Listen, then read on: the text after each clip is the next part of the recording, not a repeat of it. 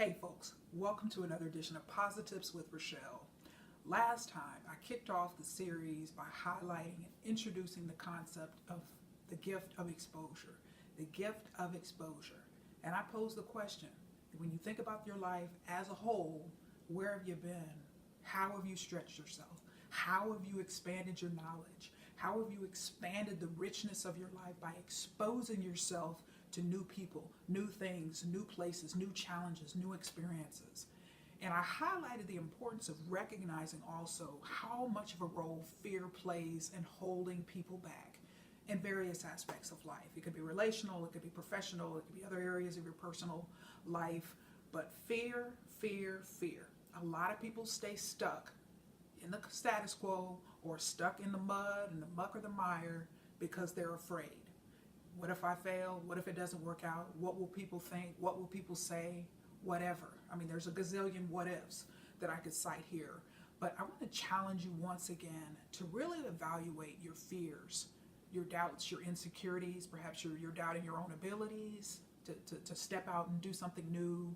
You're doubting your ability to attract and retain friendships and relationships. So you stay stuck in a bubble. You stay stuck in a hermit, as a hermit locked inside your four walls on a regular basis at home.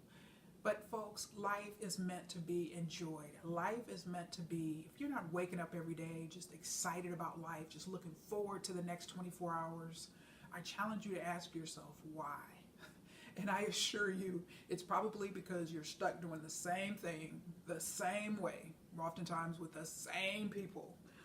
And variety is truly the spice of life. Shake things up a bit, but don't be afraid to step outside of your comfort zone and make those things happen. Make your happiness a priority. And when I think about my own life here, and I'm about to share something that's definitely a Rachelleism. I mean, this is something, it's probably a trademark now of my life and has been for quite a while now. And that is when I think about my life happiness. Now, people will often comment, Rachelle, you're always so positive, you're so happy, you're so energetic, your life is full of such zest. And I tell people, like, it wasn't always that way. It wasn't always that way. I was the one too that was doing the same thing, trying to just keep the routine and whatever this and that. But certainly many years ago, I broke outside of that. Just, who cares what people think? Who cares what people say? The most important thing in the life of Rachelle Smith is happiness. And I recognize my happiness is not someone else's responsibility. My happiness is my responsibility. So it's my job to protect my happiness and whatever that means, in whatever regard, whatever aspect of my life. And when I think about just this trademark of mine, and that is true, that is absolutely, truly, people kind of tease me about it, but it's definitely the truth. And one way that I do that when I talk about protecting my happiness is I am absolutely relentless and sometimes ruthless in evaluating what's working in my life and what's not working. What's making me happy and what's making me unhappy. Why am I unhappy? Again, my happiness is my responsibility. So it is up to me to evaluate what's working and what's not working. If all of a sudden I'm dreading something, if I'm dreading, if just that dread is such a red flag in my life regarding anything, because it's a signal to me that I'm doing something that I really don't want to be doing, or it's time that could best be spent elsewhere. And so I am very relentless and ruthless when it comes to evaluating my involvements, my activities, friendships, relationships, all of that in my life. I am continuously evaluating what's working, what's not working. Why am I doing this? Why am I friends with this person? Is it a matter of convenience, or somebody that I used to work with, or somebody that I've known for a while? Is there really any, when I ask myself honestly, is there really any value in this situation? Is there any value in this friendship relationship? Or is this just kind of obligatory? What's working out here? Is it truly, is it kind of one-sided? Is it, what's the dynamic here?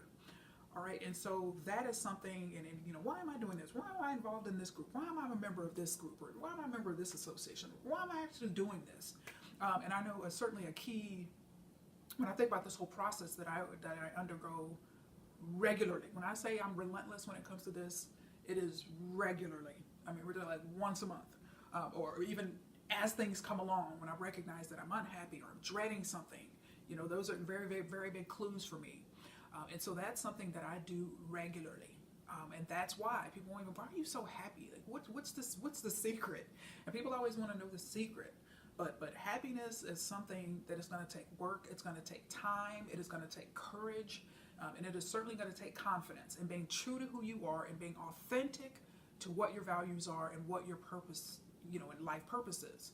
And so, if you got people, in your life that are dragging you down or that aren't pulling you up or really just, and then there's that whole, you've heard the saying before that there, people in your life, they're a plus sign, a minus sign, and I actually added my own third one, is they're an equal sign, meaning that there's really not, there's really no value. There's really just kind of, whatever, it is what it is.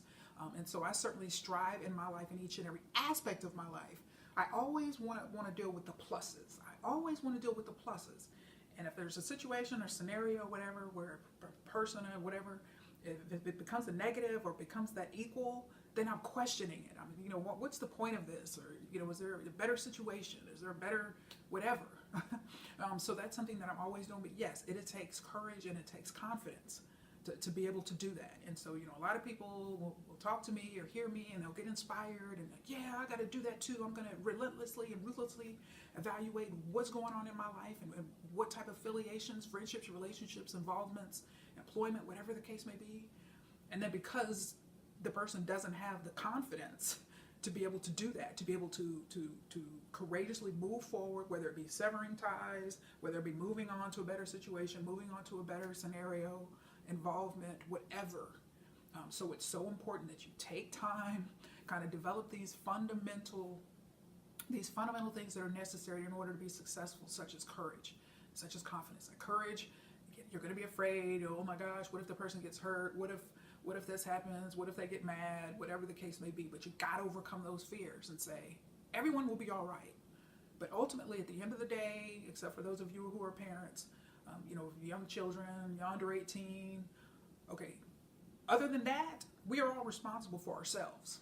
All right, and so you can't live your life, and I don't live my life based on what is somebody going to say? What is somebody going to think? What if they get their feelings hurt? I'm always polite, very respectful, all of that. Handle things definitely with empathy and all of that. I prefer, that's just the way I do things. There's never a big blow up or a big altercation or anything like that. I always go out with class. All right, and there's something, as I close this episode out, there's something that I heard that is just one of my absolute favorite quotes. I've quoted it a number of times over the years in these Posi-TIPS episodes, and that is 2008. I actually had an opportunity to go to San Antonio to a conference at Pastor John Hagee's church, Cornerstone Church in San Antonio. He's been pastoring, 50 plus years now. But anyway, I went down to a conference of his, and there's something, and I actually got the DVD, and this is actually about once a quarter or so. I actually watch that, listen to that message, listen to that sermon, but it has certainly become one of my life principles. Back then in 2008, 2009, 2010, it went over my head, kind of what he was saying. But now the breadth of that and just the depth of richness of knowledge and wisdom that was in that statement that he said is just so powerful to me now, and it definitely drives a lot of my behavior and just overall life philosophy. And that quote is, what you are willing to walk away from will determine what God can bring you to. Let me say it again. What you are willing to walk away from will determine what God can bring you to. And when I think about my life, yes, I've walked away from a lot in various different aspects and situations and scenarios, but there has always, always, always, always been a better situation, scenario, whatever the case may be, on the other side.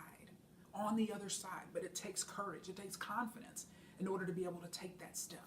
That I've taken so regularly, and so folks, just evaluate your life, but also fundamentally, you got to recognize that you deserve good things in life. You deserve to be happy, because if you don't believe that, if you truly deep down don't believe that, you're going to settle for a life, an average life, a mediocre life, just a life where you're just dreading getting up, you're depressed, you're anxious, you're miserable. But if you don't believe that you deserve better than that, then there's nothing that I can do. There's nothing I could ever say that would be able to help you. because that is the first step, is recognizing that you deserve good things in life, a good professional working situation, a good relationship, good friendships, great friendships. When I think about friendships, and when I think about my friendships that have truly endured over the years, I mean, there's a couple of people that come to mind, and the first of which, Archanique. She was one of my best friends in high school in Korea. Actually, she and her sister were my first friends, the first friends that I made at Seoul American High School. But all these years later, we're still in touch, still talking on the phone, still text, still in touch regularly. And that is just so important. And James actually was in Louisiana at Barksdale back in the day when I worked at Barksdale as a greeter at AFES, the Army and Air Force Exchange Service, AFES. And so just all these years later, still in touch, still catch up on the phone, still text from time to time. Just fantastic friendships. But I think about just those types of friendships that endure and last, and truly, even after all of these years, there's that old saying, familiarity breeds contempt. So typically, when you've been friends with someone for a long time, it's just whatever. You take friends for granted, whatever. Sometimes it can go into a one-sided situation, but no. These are two cherished friendships of mine, and I absolutely have the utmost respect and appreciation for them all these years of friendship. So it does happen. Now, I've walked away from a lot of different friendships, but then there's these two are a wonderful example of those friendships that have endured. Those friendships that have endured, just special, treasured friendships sent by God, quite honestly. And so, folks, know that you deserve good things in life, great things in life. You deserve the best that life has to offer. And I promise you, when you truly internalize that, you're not going to settle for average. You're not going to settle for the status quo. You're definitely not going to settle for nonsense and mediocrity in your life. So I challenge you to expose yourself. So this is one of this whole walking away from something, for something in my case, something better each and every time, is a fundamental life principle of mine. But you develop your own life principles based on your personality, your confidence level, your courage, and your level of courageousness. You've got to determine what works for you. Don't listen to me or anyone else and try to emulate exactly what they're doing if you don't have kind of some of the strengths, some of the personality and the ability to do things the way a certain person does things. So be authentic, be you, but just don't settle for just being a hermit and stay inside your bubble. Get out there, try new things, meet new people, go new places, have new experiences. And when I think about my overall life happiness, this gift of exposure is fantastic. It's just been a wonderful tool in my life happiness. So get out there, folks, expose yourself, and don't settle. All right, so until next time, thanks so much for your time, and make it a wonderful day.